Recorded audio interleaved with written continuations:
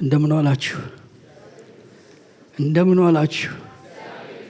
ኢየሱስ ክርስቶስ ጌታ ነው። ያድናል፣ ይታደጋል፣ ያወጣል፣ ያሻግራል።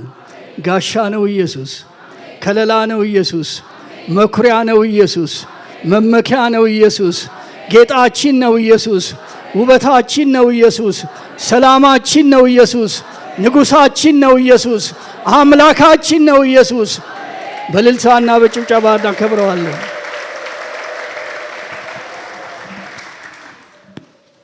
ስሙ የተባረከ ይሁን። ስሙ የተባረከ ይሁን። አሜናችሁ የወጣት አይመስልም። ስሙ የተባረከ ይሁን። ስሙ የተባረከ ይሁን። የእግዚአብሔርን ቃል አብረን እናነባለን። ሉቃስ ወንጌል ምዕራፍ 10 ቁጥር 25 ጀምሮ እናነባል። ሉቃስ ወንጌል ምዕራፍ 10 ቁጥር 25። እነሆም አንድ ሕግ አዋቂ ሊፈትነው ተነስቶ መምህር ሆይ የዘላለም ሕይወት እንድወርስ ምን ላድርግ አለው። እርሱም በጌታ የተጻፈው ምንድን ነው? እንዴት ታነባለህ አለው። እርሱም መልሶ ጌታ አምላክህን በፍጹም ልብህ፣ በፍጹም ነፍስህ፣ በፍጹም ኃይልህ፣ በፍጹም ሐሳብህ ውደድ፣ ባልንጀራህን እንደ ራስህ ውደድ አለው። ኢየሱስም እውነት መለስክ፣ ይህን አድርግ በሕይወትም ትኖራለህ አለው። እርሱ ግን ራሱን ሊያጸድቅ ወዶ ኢየሱስን ባልንጀራዬ ማን ነው አለ። ኢየሱስም መልሶ እንዲህ አለው፣ አንድ ሰው ከኢየሩሳሌም ወደ ኢያሪኮ ወረደ፣ ወንበዴዎች እጅ ወደቀ። እነርሱም ደግሞ ገፈፉት፣ ደበደቡት፣ በሕይወትና በመሞት መካከል ትተውት ሄዱ።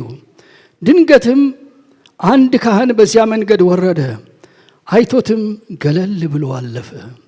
እንዲሁም ደግሞ አንድ ሌዋዊ ወረደ፣ ወደዚያ ስፍራ መጣ፣ አይቶትም ገለል ብሎ አለፈ።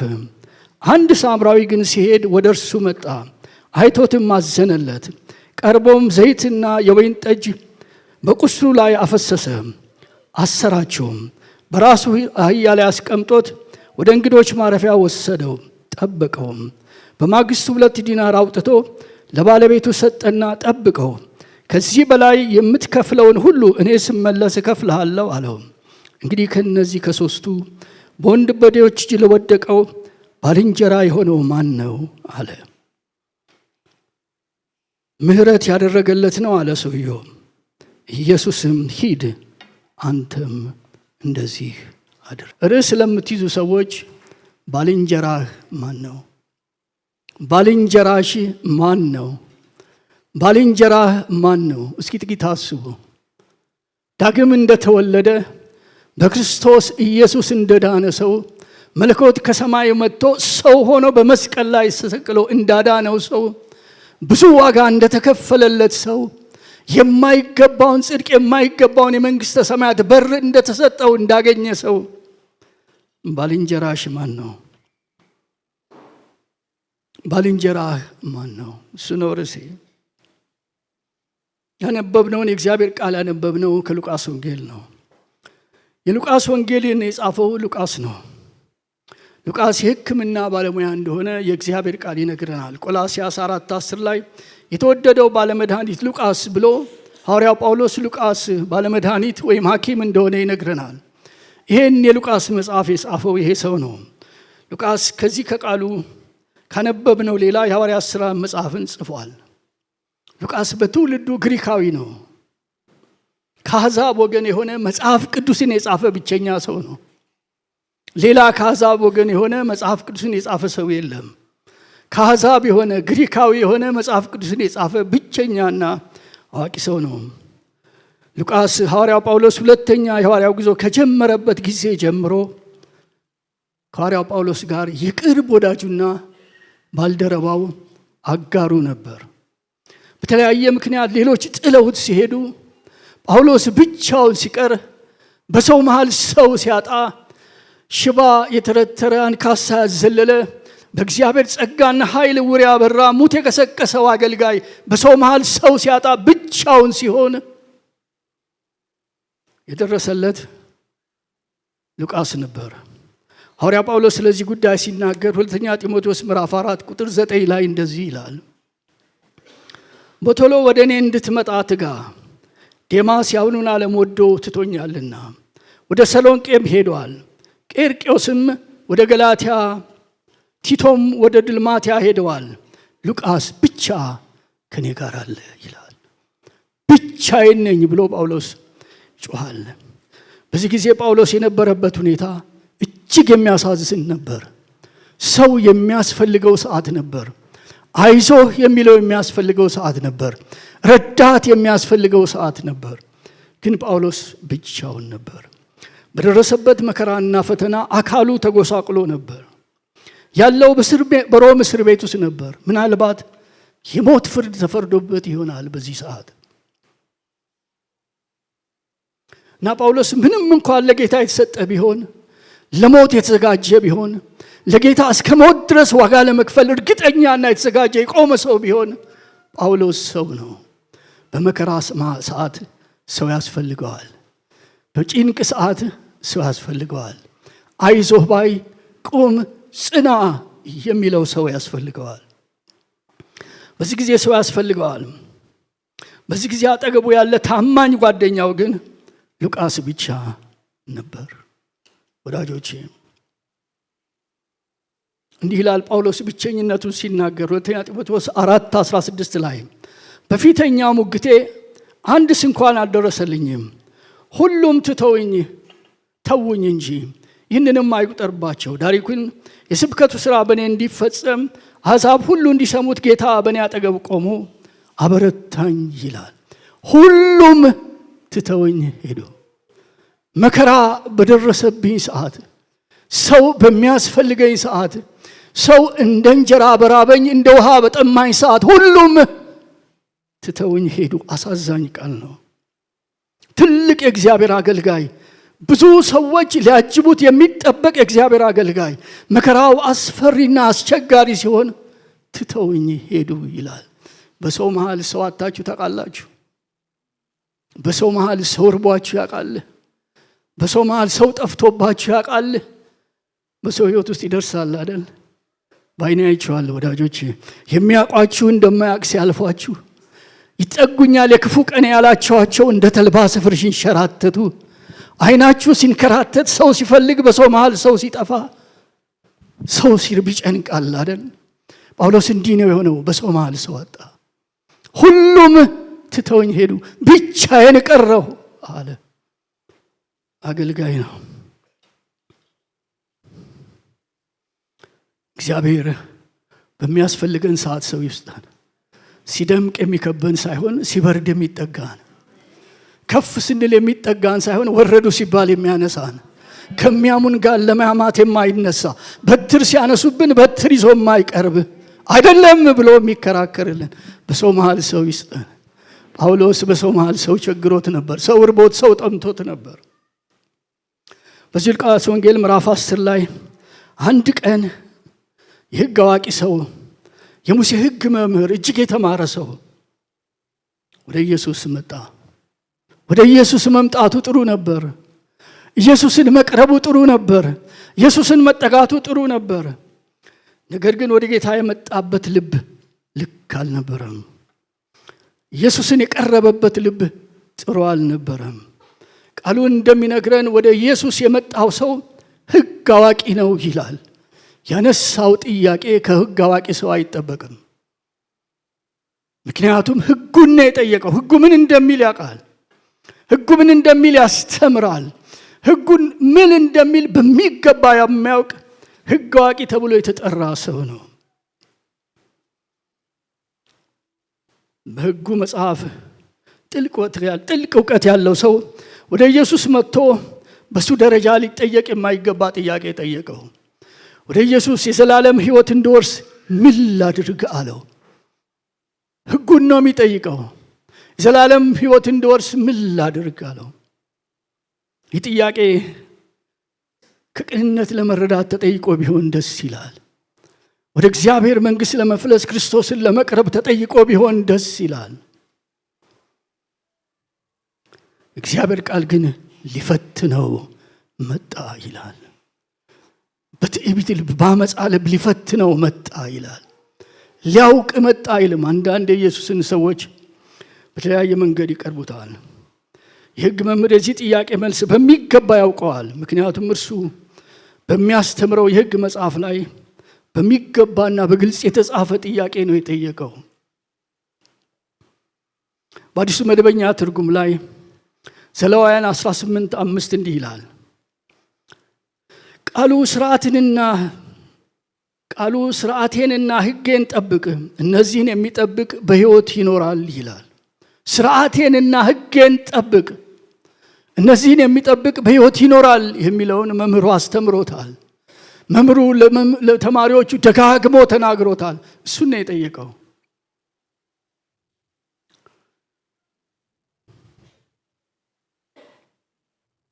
ሰው በዚህ ምድር ላይ ሲመላለስ ያለ ጥፋት ያለ እንከን መኖር አይችልም እንጂ ሰው በዚህ ምድር ላይ ሲመላለስ ምንም ኃጢአት ሳይሰራ መኖር አይችልም እንጂ ሰው በዚህ ምድር ላይ ሲመላለስ የሰጠውን ሕግ እነዛን 10ቱን ቃላተ ኦሪት ሊፈጽም አቅም የለውም እንጂ ሰው ሕጉን ቢፈጽም ወደ እግዚአብሔር መንግሥት ይገባል። ሕጉን የሚፈጽም ከሰው መካከል ስለሌለ መለኮት ከሰማይ ወረደ። ይሄ ሰው ሕጉን ነው የጠየቀው እና መልስ ሰጠው። ማወቅ ብቻ ሳይሆን ሕጉን የሚያስተምር ሰው ነው። ብዙ ሰዎች ከጌታችን ከመድኃኒታችን ከኢየሱስ ክርስቶስ የተለያየ ነገር ለማግኘት ይመጣሉ። ፈውስ ለማግኘት፣ ድጋፍ ለማግኘት፣ እንቆቅልሻቸውን ለማስፈታት፣ የታመሙ ለመዳን ይመጣሉ።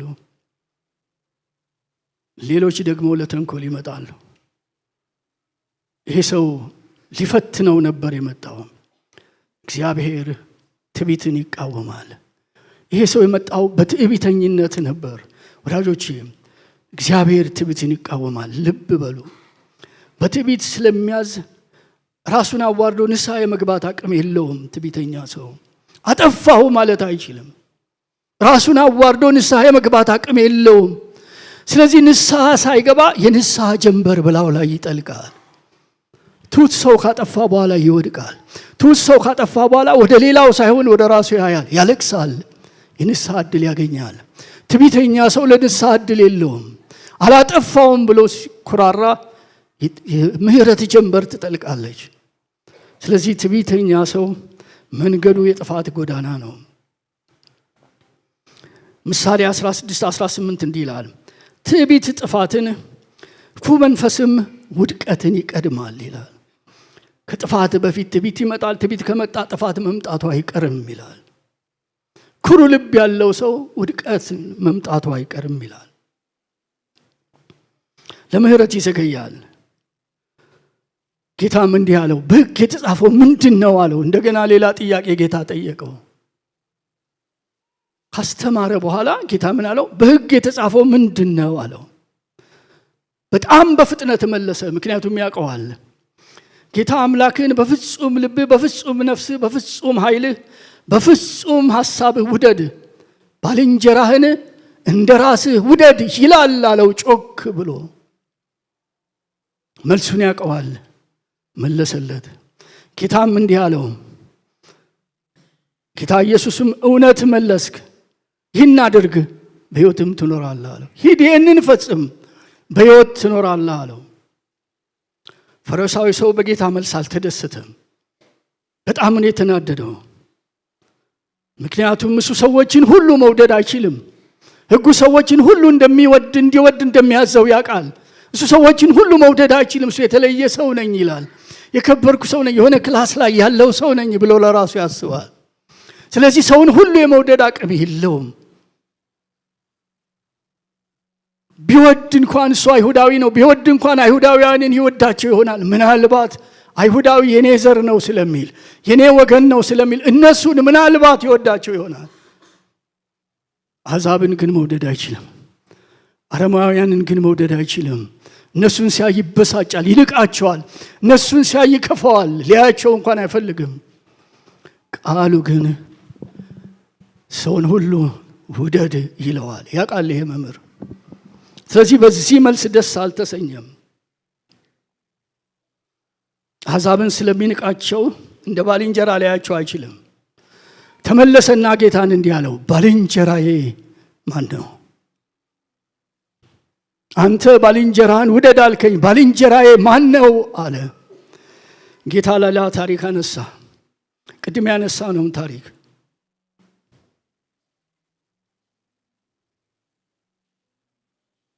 ዛሬም ቢሆን ይህ እኔ የተሻልኩ ነኝ፣ እኔ በልጣለሁ የሚል ባህሪ በሰዎች መካከል የለም ብሎ መናገር ያስቸግራል።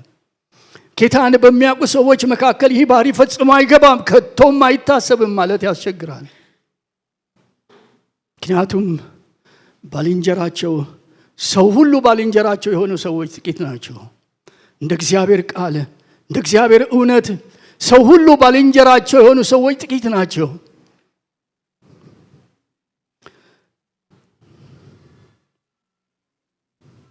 ነገር ግን እግዚአብሔርን የሚያውቅ ሰው ጌታን የሚያምንና የሚከተል ሰው በህብረተሰቡ መካከል ሲኖር ሰዎች ኑሮውን ያዩታል። ሰዎች ድርጊቱን ያዩታል። ሰዎች ይህን ሰው እንዳወቁት እሱንም ያውቁታል። ምክንያቱም ድርጊት ከድምፅ በላይ ይጮሃል። ከምንናገረው ነገር ይልቅ የምናደርገው ድርጊት ይጮሃል፣ ድምፁ ከፍ ይላል። ሰዎች ደግሞ ድርጊታችንን አይደለም የምናደርገውን ያያሉ። አንድ ህፃንና ሁለት ህፃናት ባልና ሚስት ይጫወታሉ። ወደጅ ህፃን ነው። የዛሬ ህፃናት እንደሱ ይጫወታሉ ብዬ አላስብም። ሞባይሉ ከእድሜያቸው በላይ እያስተዋወቀ ያሻግራቸዋል።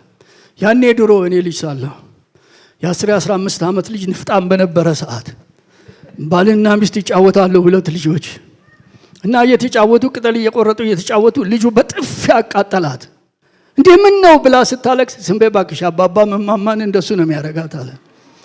ያየውን አደል ሰው የሚገለብጠው? ድርጊቱ አደል የሚታወቀው? ንግግሩ አይደለም ወዳጄ። ልጆችህ የምትናገረውን አይሰሙም፣ የምትኖረውን ነው የሚያዩት። እንደፈለክ ቋንቋውን ብታሳምረው፣ እንደፈለኩ መንፈሳዊ ነው ብትል ንግግር አይገባቸው፣ ኑሮህ ነው የሚገባቸው። እንዳላዩ ሆነው ምናምን እየደረደሩ የምትኖረውን ያዩታል። ይህም ሰው እንዲህ አይነት ሰው ነው። ባልንጀራዬ ማን ነው አለ።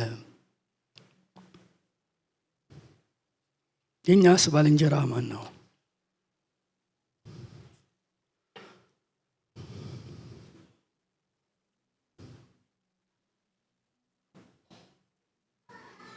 ንግግራችን፣ ኑሯችን ከንግግር በላይ ይጮሃል አልኳችሁ አይደል? አንድ አገር፣ አንድ ቤተክርስቲያን ውስጥ አንድ አማኝ ነበር። የቤተክርስቲያን መሪ ነው። እዚህ አይደለም፣ እዛ ገጠር። እዚህ ከተማ ውስጥ መቼም እንዲያ ታረጋላችሁ ብዬ አላስብም። እዛ ድሮ መሪ ነው፣ የቤተክርስቲያን ይመራልና ኮንፈረንስ ላይ እስቲ የሚመጡትን ጠብቅ እንዳይረብሹ፣ እዛ ረብሻ ምናምን የሚቃወሙ ሰዎች ስላሉ እንዳይረብሹ ተብለው ቆመ። ትንሽ ድሮ ስፖርት የሰራ ደልደል ያለ ሰው ነው እና ቆሟል። ሁለት ወጣቶች መጡ፣ ትንሽ ምናምን አድርገዋል። እንገባለን አሉ። ረበሹ። ግቡ አላቸው። አንገባም አሉት። እንግዲህ ያው ሂዱ አላቸው። አንሄድም አሉት። ተረታቸው። ምን ታመጣለህ አሉት። ኧረ ሂዱ አላቸው። ምን ታመጣለህ አሉት። ኧረ ሂዱ። ምን ታመጣ? ድርግም ሲያደርገው አስፋልት ላይ ወደቀ። ተነሳና ጴንጤ መስለህን ነው እኮ እንደኛ ነህ እንዲህ አሉት እነሱ። ምክንያቱም ክርስትና ኑሮ አይደለም፣ ዝማሬ አይደለም፣ ስብከት አይደለም፣ እንደኔ ማቅራራት አይደለም። ክርስትና ኑሮ ነው። ክርስቶስን መስሎ መኖር። እንደኛ ነህ እንዴ ብለው ሄዱ። ሰዎች የሚሰድቡት ቢሳደቡ አይመልሱም ብለው በእኛ ኮርተው ነው። ቢሳደቡም አይመልሰው እዚህ እንዳለ አላቅም። አሁን እኔ ከ75 ዓመት በላይ የሆንኩ ሰው ስድብ መቋቋም ካቃተኝ እናንተ እንዴት እንደምትሆኑ ገምታለሁ። ቃሉ ግን እንደሱ ነው የሚለው እና እውነተኛ እምነት የሚታይ ፍሬ አለው። ማቴዎስ 7:16 ላይ ከፍሬያቸው ታውቋቸዋላችሁ ይላል። ከዝማሬያቸው አይልም፣ ከስብከታቸው አይልም። ከፍሬያቸው ጎረቤቶቻችሁ ያውቋችኋል፣ ከፍሬያችሁ የሥራ ባልደረቦቻችሁ ያውቋችኋል ነው የሚለው። እውነተኛ አማኝ እንደሱ ነው። ማየት ብቻን ሳይሆን ከህይወት ኖረን ይካፈሉናል። እግዚአብሔር ስም የተባረከ ይሁን። ኖሮ ማሳየት ጥሩ ነው። አንዳንድ ሰው ቃሉን ለማወቅ ይበረታል፣ ቃሉን ለማድረግ ግን ግድ የለውም። ቃሉን ለማጥናት ይበረታል፣ ቃሉን ለመኖር ግን ግድ የለውም። ቃሉን እንድንኖር ይርዳን። አንድ ሰው ድሮ ይሰብክ ነበር አሉ። ወጥቶ ይሰብካልና ሞቅ ሲለው ስብከት 2 ልብስ ያለው አንዱን ለድሃ ይስጥ አለ፣ ሰበከ። ሚስትየው ሰምታለች። እቤት ገባችና አንዱ ወስዳለ ያለውን ልብስ ለድሃ ሰጠች። ከሰዓት በኋላ እሱ ለብሶ ወደ ከተማ ሊገባ ወደ ጓዳ ሲሄድ እንዳሁን ልብስ አልበዛም ወዳጆች። ከ40 ዓመት በፊት አንድ ሰው ኮት ካለው በከተማ ውስጥ የተሻለ ሰው የመሆኑ ምልክት ነው። አዎ ከ40 ዓመት በፊት ወደ ኋላ ሂዱና አስታውሱ የልበራችሁ ሰዎች። አገልጋይ እንደምንም ብሎ አንዳንዴ እየተቸገረ ሰው ፊት የሚቆምበት ትክክል እየተቸገረ ሱሪ ተውሶ ይቆማል፣ ኮት ተውሶ ይቆማል። ያኔ እና በዛ ሰዓት ነው እሱ የሰበከው። ያቺኑ ያለችውን ሴትዮዋ ሰጠች ለድሃ። እቤት መጣና እስቲ ያለ ልብስ አንቺ ባክሽ ወደዚህ ሄዳለሁ አለ። እንዴ ለድሃ እኮ ሰጠሁት አለች። እንዴ የኔን አልኩሽ እንዴ ሰዎቹን ነው እንጂ አለ። ብዙ ሰባኪ የሰዎቹን ነው የሚናገረው የራሱን አይደለም ወዳጄ። ክርስትና ኑሮ ነው፣ ሌላ ምንም ማለት አይደለም። ክርስቶስን መስሎ መኖር። ይሄ ሰው እንደዚህ ነው የተቸገረው።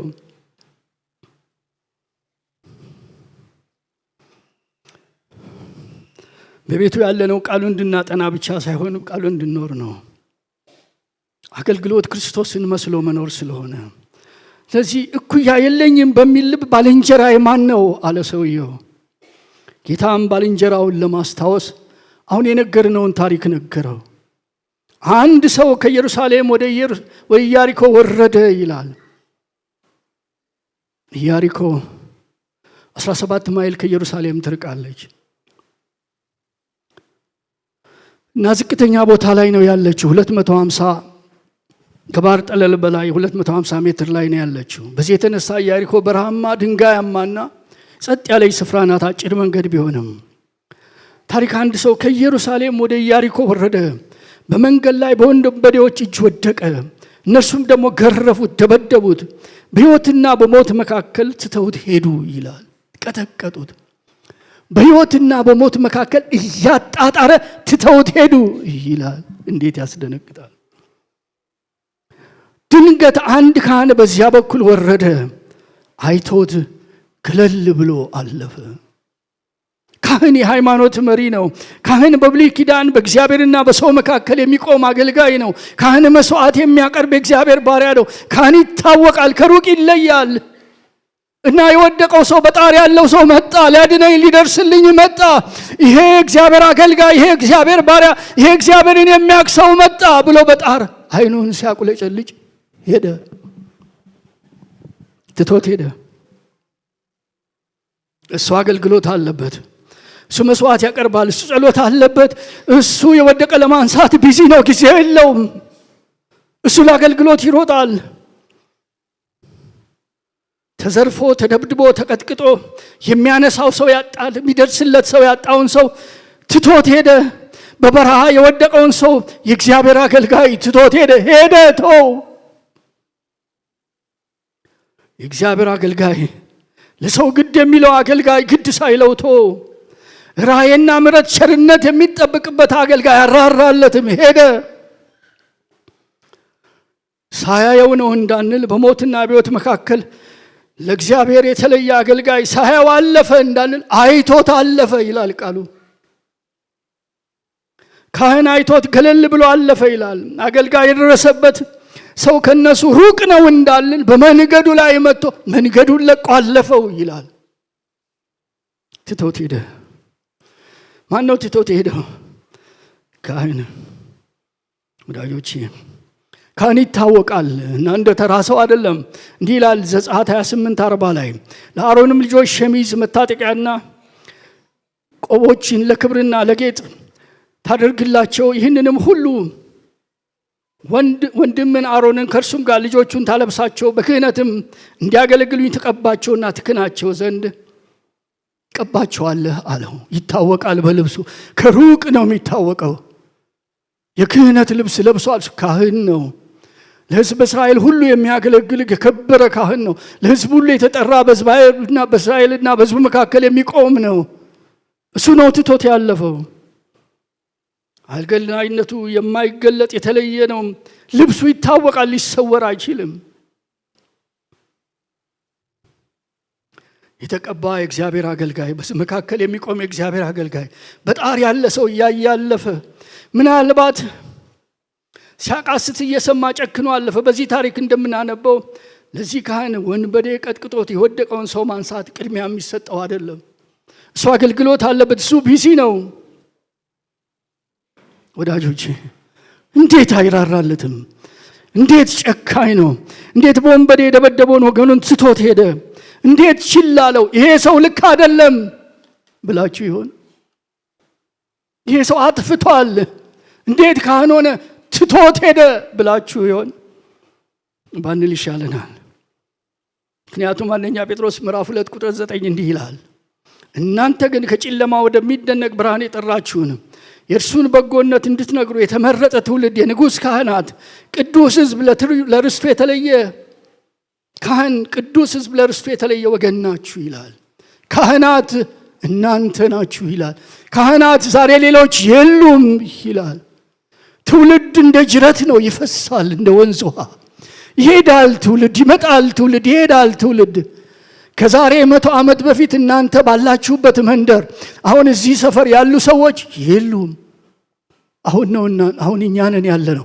ከዛሬ 100 ዓመት በኋላ እዚህ አዳራሽ ውስጥ ያሉ ሰዎች ሁሉም የሉም። ሌላ ትውልድ ይሄዳል፣ ትውልድ ይመጣል፣ ትውልድ ያልፋል። የዘመን ተረኛ ካህናት እናንተ ናችሁ። የዘመን ተረኛ ካህናት እኔና እናንተ ነን። ቃሉ እንደሱ ይላል። ካህናት እናንተ ናችሁ ይላል። በዛ ሰው እንዳንፈርድ ፈራው። ልክ አይደለም እንዳንለው ፈራው። የንጉሥ ካህን፣ ቅዱስ ሕዝብ፣ ለርስቱ የተለየ በአጭር ቃል የትናንት ካህን ዛሬ የለም።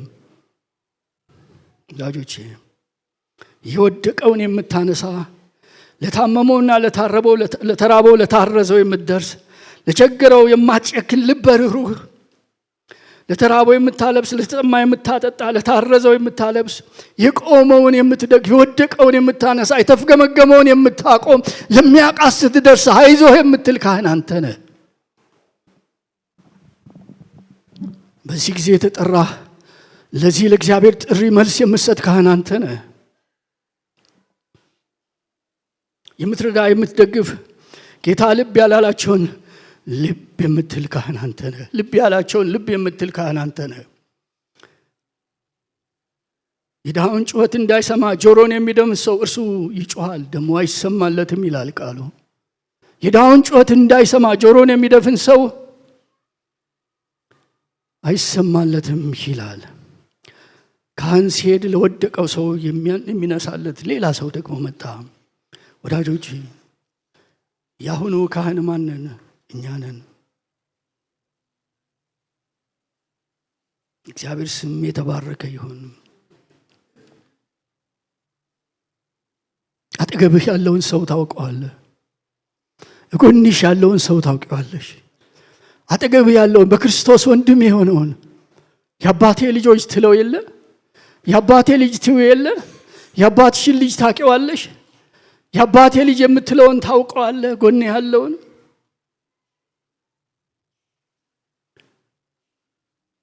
ተጠግተህ አይተዋል። ኑሮ እንዴት እንደሆነ ጠይቀዋል። ችግር እንዴት እንዳሻገረው ጠይቀዋል። ያለበትን ሁኔታ ታውቃለህ። እርቦት ይሆን እንደው? ታርሶ ይሆን እንደው? ለልጆቹ የትምህርት ቤት የሚከፍለው አጥቶ እንደው? ሰው እጅ እንዳይቀርብ የትናንት ማንነቱ ይዘው እየተራበ ያድር እንደው አይተሃል። በፍጥነት እየተዘጋ በፍጥነት በሚከፈት በር ውስጥ ተቀምጠ የጎን ድሃ ትዝ ብሎ ያውቃል። ወንድምህ ምን ላይ እንደሚኖር ታውቃለህ። ወዳጄ ልብስ የዓመት ስለሆነ አንዴ የገዛውን ልብስ ለዓመት ይለብሰዋል፣ ውስጡ አይታይም። ረሃብ ግን የዕለት ነው። የትምህርት ቤት ክፍያ ግን የወር ነው። ወዳጄ የቤት ኪራይ ግን የወር ነው። ይህን ማድረግ አቅቶት ሲቃትት ብቻውን ሲያነባ ደርሰለት ይሆን? አንተ የአባቱ ልጅ፣ አንተ የእግዚአብሔር ሰው፣ አንተ እጅን አንስተ ለክርስቶስ የምትዘምር የእግዚአብሔር ሰው፣ አንተ ልል የምትል እልልታ የሚቀና ወንድሜ፣ አንቺ ሩህሩህ እህቴ ጎንሽ ያለችውን አይተሻታል? አንዳንድ ሰው ያለ ሲመስል የለም። አንድ ታሪክ ልንገራችሁ። አንድ ገበሬ ነበር። ምርጥ እርሻ አለው። በማሳው ሙሉ ላይ ጤፍ ዘራ። ጤፉ እንዴት አምሮ በቀለ! እንዴት ዛላው የሚያምር ጤፍ ሆነ! ይህን ጊዜ ይሄ ጤፍ ሲደርስ ከፍላችኋለሁ እያለ ተበደረ። ይሄ ጤፍ ሲደርስ ከፍላለሁ እያለ ከ3 ሰዎች ተበደረ። አጨደና እደጁ ክምሩን ኮለለው። አንድ 3 ትልልቅ ክምር ተከመረ። ክምሩን ሲመዝነው ከተበደረው በታች ነው። ጠቅላላ ክምሩ ተሸጦ ብድሩን አይከፍልም። ሰውየው ዕዳ ውስጥ ነው። ጎረቤቶቹ አቶ ገሌ አመረተው ዘንድሮ ጤፉን፣ በጎተራው እህል ገባ፣ ሀብታም ሆነ ይላሉ። ቸግሮት መበደሩን አላዩም። አቶ በሰቀቀን መኖሩን አላዩም። ማንም አያዝንለትም። ተከምሯል ክምሩ። እሱ ደጅ ወጣና እንዲህ አለ፣ አይ አንተ ክምር አለው መስሎሃል፣ በብድር አልቀሃል አለ።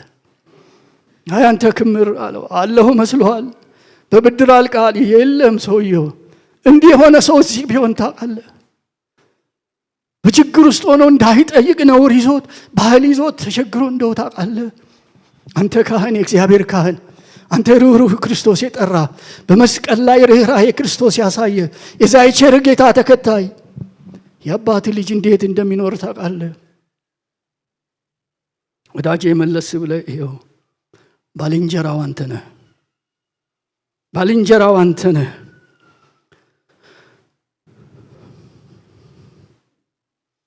ከዚያ በኋላ ደግሞ እንዲህ ይላል ቃሉ፣ ሌዋዊው ወደዛ ስፍራ መጣ ይላል። ልብ በሉ፣ ሌዋዊ በእስራኤል ሃይማኖት ስርዓት ውስጥ ዋና አገልጋይ ነው። እነሆ ሌዋዊው ወንድሞችን ከእስራኤል ልጆች መካከል ወስጃለሁ፣ የመገናኛውን ድንኳን አገልግሎት ያደርጉ ዘንድ ለእግዚአብሔር የተለዩ ለእናንተ ስጦታ ናቸው ይላል። ሌዋዊው ያንተ ስጦታ ነው፣ እኔ ለየሁት ይላል። ለእኔ እንዲሆን የለየሁት ያንተ ስጦታ ነው፣ ያንተ ነው ይላል ሌዋዊውን። የዛ የወንበዴው የወደቀው የዛ ምስኪኑ ወንበዴዎች የቀጠቀጡት የሱ ነው ሌዋዊው። የዛ አስታዋሽ አጥቶ የሚያቃስተው መንገድ ላይ ኢያሪኮ መንገድ ላይ የወደቀው የሱ ነው ሌዋዊው። ከዚህ መሃል የእግዚአብሔር ሰው የጠራው የተመረጠው ሙሉ ጊዜ ለእግዚአብሔር የሰጠው የሙሉ ጊዜ አገልጋይ የወደቀውን ሰው አይቶት አለፈ። ሌዋዊውም እንደ ካህኑ አለፈ። የሱ እኮ ነው። ሰጥቻለሁ የተባለ የሱ ነው። ሌዋዊው የሱ ነው። አገልጋዩ የሱ ነው። አይቶት አለፈ። እሱን ሲያየው በሽተኛው ሰው አይኑ ተቁለጭልጭ፣ ደስ ብሎታል። የሚረዳኝ ሰው መጣ፣ ወንድሜ አገልጋዬ መጣ፣ ደረሰልኝ። ያ እንደዛ አድርጎ የሚሰብከው ያ እንደዛ አድርጎ የሚያስተምረው እሱን ስብከት ዛሬ በእኔ ሊፈጽመው ነው ይላል። አይኑን ሲያቁለጨልጭ ሄደ ይላል ቃል። ትቶት ሄደ። በወንበዴ የተዘረፈው የቆሰለው በሞትና በሞት መካከል በህይወት መካከል ያለው እርዳታ የሚፈልገው የሰው ያለህ ብሎ የሚጮኸው ሲያየው አልፎት አለፈ። አገልጋዩ አለፈው። ሌዋዊው የወደቀውን ለማንሳት ጊዜ የለውም። ሰው አገልግሎት አለበት። እሱ ይሰብካል፣ እሱ ያስተምራል፣ እሱ ይጸልያል፣ እሱ ቢዚ ነው። ይሄን ምስኪን ሰው ለማንሳት ጊዜ ከየት ያመጣል? ጊዜ የለውም። ትቶት አለፈ። የመጽሐፍ ቅዱስ መዝገበ ቃላት ሳነብ ስለ ሌዋዊ ማለት ይጠጋል ማለት ነው ይላል። ወደ ችግረኛው ይጠጋል፣ ወደሚያስፈልግ ሰው ይጠጋል፣ ሊያነሳ ይጠጋል ማለት ነው። ይህ ግን ሸሸ ይላል። እንደ ቃሉ አልኖረም። ሌዋዊው ከእንግዲህ የወደቀውን ሰው ባልንጀራዬ መሆን አይችልም ብሎ ታለፈ። ነገር ግን ሌላ ሰው መጣ። የማይጠበቅ ሰው መጣ። የማይገመት ሰው መጣ። በጌታ የሌለው ሰው መጣ። አሕዛብ የሆነ ሰው መጣ። እኛ ስናወራ እርስ በርሳችን እሱ እኮ አሕዛብ ነው ያልነው ሰው፣ እኛ እርስ በርስ ስናወራ በጎረቤት የተቸነው ሰው፣ እኛ ስናወራ የናቅስነው ሰው፣ ጽድቃችንን ደርድረን እሱን ያቆሸሽነው ሰው መጣ። በዚያ መንገድ ላይ መጣ ይላል ጌታ። ጌታ ነው የሚናገረው። በወንበዴዎች ተደብድቦ መንገድ ላይ የወደቀውን ሰው አይቶት ምን ይላል? አዘነለት፣ ራራለት። የማይጠበቀው ሰው፣ ምንም የማያውቀው ሰው፣ መንፈሳዊ ያልሆነው ሰው። አይሁዶች አሕዛብን ይንቃሉ። አሕዛብ የሚንቁት ሰው የሚንቀውን ሰው ሊያስነሳው አዘነለት፣ ራራለት። እንዲህ ይላል፣ ቀርቦም አነሳው፣ አከመው፣ በቁምስሉ ላይ ዘይትና የወይን ጠጅ አፈሰሰበት ይላል። ጊዜ እሱ ሩቅ መንገድ ሊሄድ አህያ ጭኖ ነው የተነሳው። በጣም ሩቅ መንገድ ይሄዳል። ቅርብ ቀሪ አይደለም፣ ሩቅ ሊሄድ ነው የተነሳው። ግን ሰውየውን ሳየው ቆመ። ከዚህ የሚበልጥ የለም አለ። ከዚህ የሚብስ የለም አለ። ከዚህ አይብስብኝም አለ። ቆመ እና አነሳው፣ አሻሸው፣ በቁስሉ ላይ መድኃኒት አፈሰሰለት፣ አከመው፣ አሰረው። እንዴት የሚገርም ሰው ነው! ከዛ በኋላ ምን ይላል? እርሱ ከአህያው ላይ ወርዶ በራሱ አህያ ላይ አስቀመጠው። የማይጠበቅ ሰው እንደገና አህያው ላይ አስቀመጠው።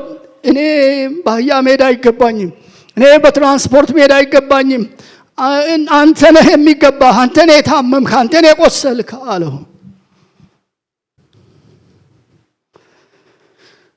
ወደ እንግዶች ማደሪያ ወሰደው። የተጎዳውንም ለማዳን ቅድሚያ ሰጠው። የሚሄድበትን መንገድ ተወ። ጉዳዩን ችላ አለው። እሱ ይቀድማል አለ። በሽተኛውን ጠበቅ፣ አብሮት አደረ። ምን የሚገርም ነው! የማያውቀው ሰው ጋር አብሮት አደረ ይላል። አንዳንድ ሰዎች በሆስፒታል ሰው አጥተው ብቻቸውን ሲጮሁ አይታችኋል? ሆስፒታል ውስጥ ተይዘው አንዳንዶቹ እኮ አማኝ ናቸው፣ የለም ሰው አጠገባቸው። ሰው ሁሉ ስራ ነው፣ ሰው ሁሉ ቢዚ ነው። የሚያቃስስ ሰው አጠገብ መቀመጥ ትዕግስት የለውም ዘመድ ካልሆነ በቀር።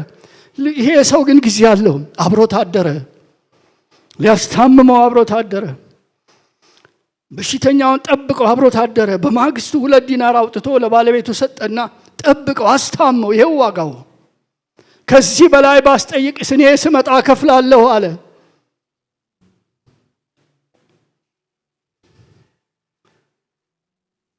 በጎ ነገር ለማድረግ የማይጠበቅ ሰው በጎ ነገር አደረገ። ወዳጄ ባልንጀራህ ማን ነው? ከምትሄድበት መንገድ የምትቀርለት፣ ጉዳይን ችላ ብለህ ጉዳይህ የሚሆን፣ ህመሙ የሚያምህ፣ ጉስቁልናው የሚሰማህ ባልንጀራህ ማን ነው?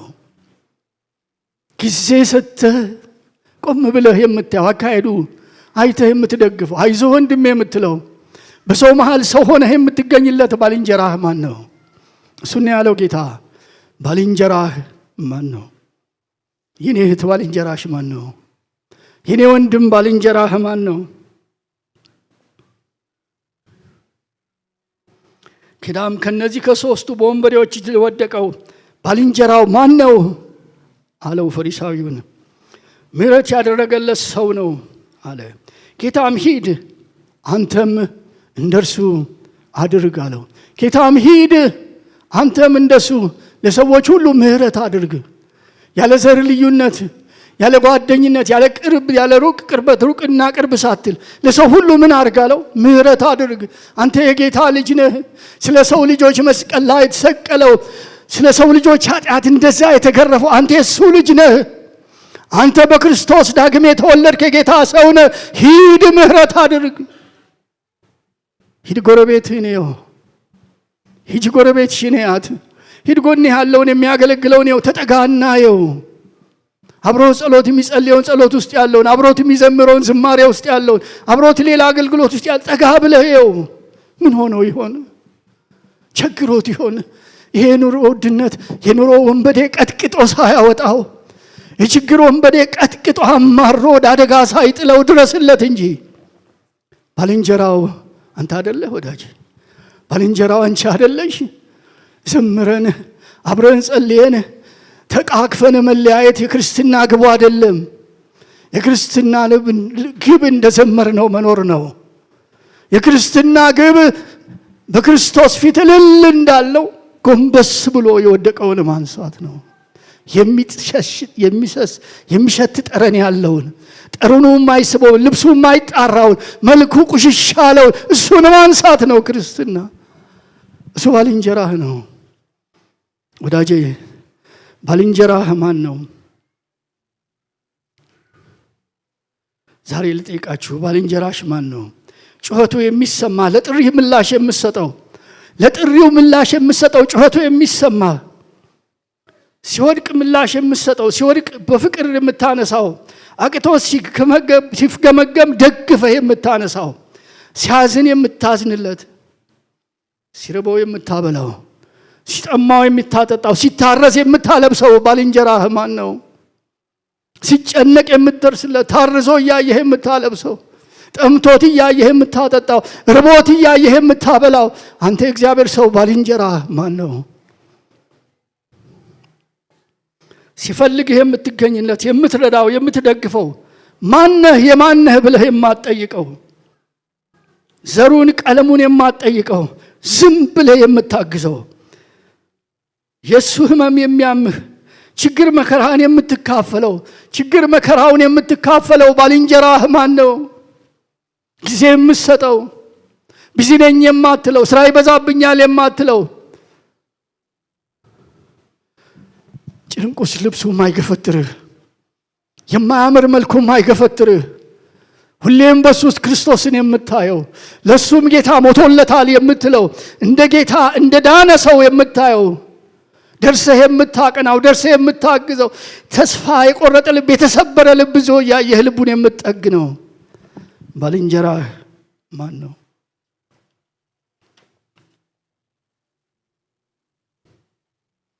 የገባህን የክርስቶስን ፍቅር በተግባር የምትገልጥበት፣ በስራ ከተያዘ ረፍት ከሌለ ጊዜህ ቀንሰህ የምትሰጠው፣ ሩጫህን ቆም አድርገህ ተረጋግተህ የምታየው፣ ጠጋ ብለህ የውስጥ ህመሙን የምትካፈለው፣ በውስጥ ትካዜው ላይ በቁስሉ ላይ መድኃኒት የምታፈስለት፣ ህመሙን የምትጠግንለት ሐኪም የምትሆነው፣ የመፍትሄ ዘይት አፍስሰህ መድኃኒት የምትሆነው፣ የምታሳርፈው፣ የምታረጋጋው፣ እፎይ የምታሰኘው፣ በሰው መካከል ሰው ሆነህ የምትገለጥለት ባልንጀራህ ማን ነው? እስከ ዛሬ ያለፍንበትን ህይወታችንን ባልንጀራችን ማን ነው? ከዚህ በኋላስ ምን እናደርጋለን? እንጸልይ። ባልንጀራህ ማን ነው? ለመሄድ አትቸኩል። ተረጋጋና ራስህን እይ። አልፎ ያጅ መንገደኞች ነን፣ የዘላለም ሰዎች አይደለንም። ዘላለማችን ሰማይ ነው ያለው። እዚህ አልፎ ያጅ መንገደኞች ነን። ትውልድ ይሄዳል፣ ትውልድ ይመጣል። አንተ የትውልድ የዘመን ተረኛ ባልንጀራህ ማን ነው? የኔስ ባልንጀራዬ ማን ነው? እንደ ሰበኩ የምኖርለት፣ እንደ ተናገርኩ የምጠጋው የምጠይቀው ባልንጀራዬ ማን ነው? ከፓስተር ካሳሁን ጋር እንጸልያለን።